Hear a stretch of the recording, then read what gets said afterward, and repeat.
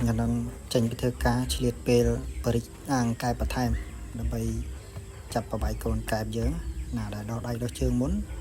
thôm trên kế dương chập vào bài ở một khang tiết và mình chẳng tế vì xìa tôi thôi càng nghĩa và thay tình đêm món ở tình đêm thế bọn bọn tôi dương chỉ liệt xây một con ngày nâng nhôm này cái này ní tôi chỉ ang cài bác mơ cầm thiệt ở ní rồi biết cho tòng là bay thưa ang trong cái mi rồi đấy bọn bọnនេះដោយសារតែខ្ញុំបានឆាយដីមករៀបពីម្សិលមិញខ្លះហើយយើងដែលស្បៃរួចរាល់ថ្ងៃនេះយើងតម្លើងតែម្ដងបងប្អូនចាំមើលសកម្មភាពខ្ញុំតម្លើងទៅបងប្អូនដែលមានចំណាប់អារម្មណ៍ចង់ចាំបងប្អូនអាចធ្វើតាមបានយើងទិញតង់មកហើយដេកជាប់ស្បៃចឹងមកចេញតបគោ4ឬក៏